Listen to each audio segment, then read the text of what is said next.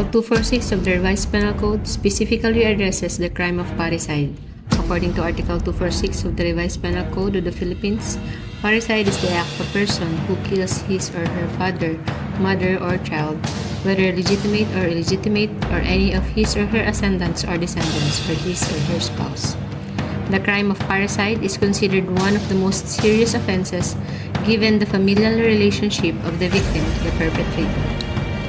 The penalties for parricide in the Philippines can range from reclusion perpetua to reclusion temporal. Parricide is a grave offense due to the betrayal of trust and the severe impact it has on the family and society as a whole.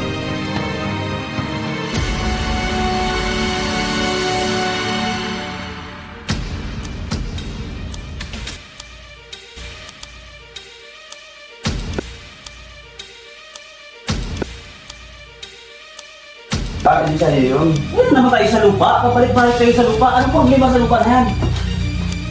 Nakaraan, gusto mong ibigay doon sa... kay kuya? Wala, yung lupa talaga sa akin pa rin. Kasi ako yung tunay mong anak sa loob. Eh, bakit? Ano ba lang? Bakit sa kay kuya palagi yung ano mo? Dapat sa akin yun. Hindi, ulit-ulit na lang yung inuman na ito eh. Hindi talaga, ganun talaga kasi walang pulutan eh. Bakit di inuro mo ako? Tayo, magusto mo! Hindi kita inaano, dapat Hindi tayo ito! Pagdalagi na lang!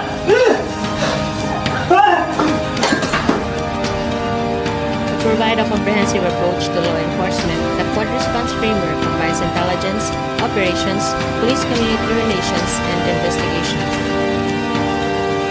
One of the main doctrines of Quad Response is the community engagement and assistance through police-community collaboration. Proactive crime prevention and criminal activity monitoring depend heavily on efficient intelligence collection and analysis. In order to improve public safety, deter crime, and uphold peace and order in the Philippines, law enforcement must take a comprehensive and coordinated strategy, as demonstrated by the PNP's Quad Response. For crimes to be solved, evidence to be gathered, and offenders to be held accountable, investigations are essential. The investigative component is concerned with carrying out in-depth investigations, gathering proof, and assembling arguments in support of legal action. Successful law enforcement operations and the administration of justice are contingent upon the conduct of effective investigations.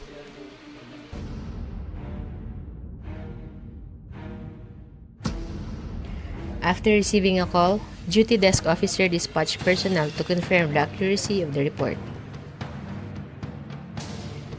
After verifying the occurrence, the first responder informed the duty desk officer about the veracity of the report. The duty desk officer notified the chief of police about the incident as soon as the report was verified. In order to guarantee safety, preserve evidence, adhere to rules, show a commitment to safety, and stop events from getting worse, personnel must be deployed and an incident report must be responded to right away. It lays the groundwork for an exhaustive inquiry, risk mitigation, and ongoing safety process enhancement. An interview that the investigator had with the person who responded to the crime scene is an essential part of the investigation process. It seeks to compile important details about the incident from first-hand knowledge in order to set the groundwork for additional research. The witness was first interviewed by the investigator. By obtaining important details from a person who might have witnessed the crime or pertinent events, it helps to shed light on the situation. The investigator briefed the team in order to give everyone involved in the inquiry a forum for sharing crucial information regarding the case. By doing this, it is made sure that everyone is in agreement about the occurrence, the goals of the inquiry, and any particular guidelines or tactics that need to be followed.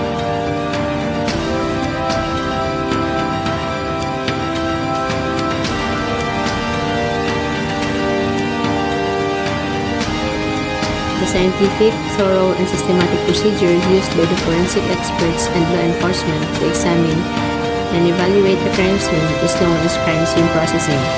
It entails a number of steps and methods intended to collect, record, preserve, and examine tangible evidences discovered at the scene of an incident.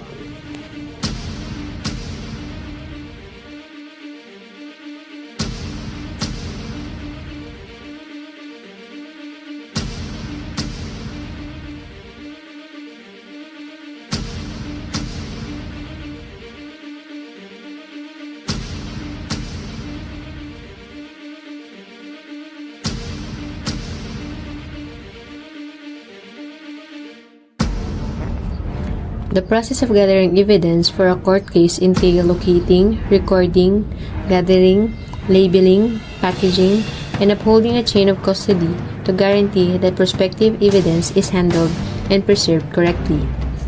In order to ensure openness, accountability, justice, and fairness in legal investigations, it is crucial to gather evidence thoroughly.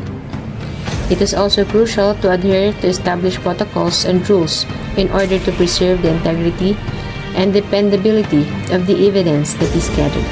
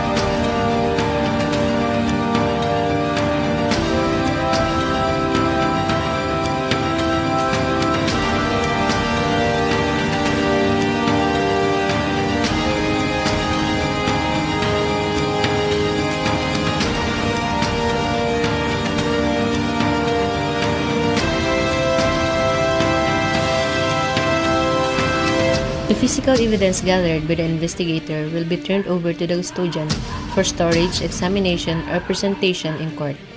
This procedure is essential to preserving the chain of custody and integrity of the evidence.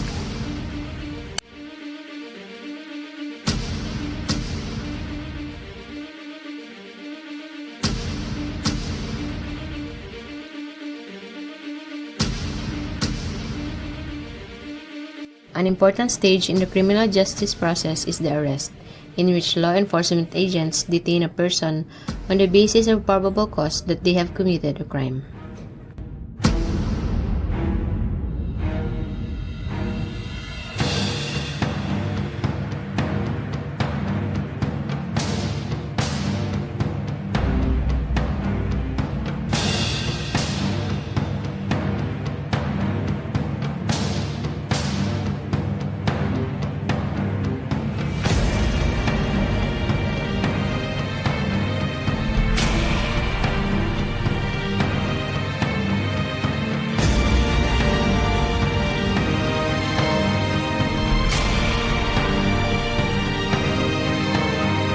The arrested person was also informed of his constitutional rights.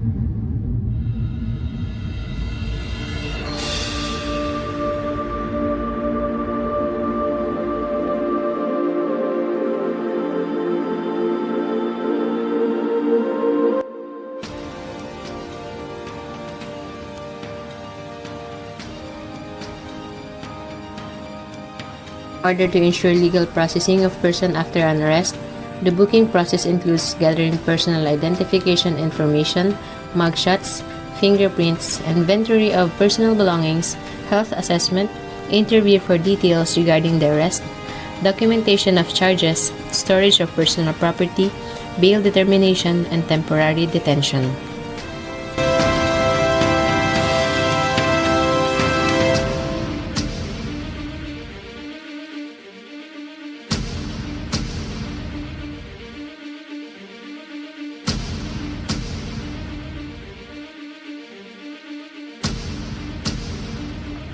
Administering an oath, confirming the person's identity, getting them to sign a truthful written statement, notarizing the document, sealing and certifying it, keeping copies as formal and legally binding record of a person's sworn testimony, and all of these are required when taking an affidavit.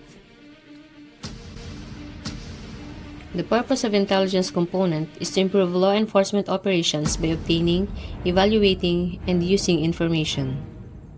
Intelligence is essential for keeping an eye on illegal activity, spotting dangers, and stopping crimes before they start. The PNP's intelligence units are in charge of keeping an eye on lawbreakers, making use of information networks, and working with other agencies to obtain crucial intelligence. This component places a major emphasis on fostering ties between the community and the police. In order to effectively prevent crime, community collaboration is essential since it promotes mutual understanding, trust, and cooperation, forming a cooperative relationship within the police and the community in order to assess issues, create fixes, and guarantee safety within the neighborhood. The actual carrying out of law enforcement tasks such as patrols, checkpoints, and targeted operations is encompassed in the operations portion. This section includes operations such as Oplan Bakal, Oplan Sita, which concentrate on certain operations to address crime in various places.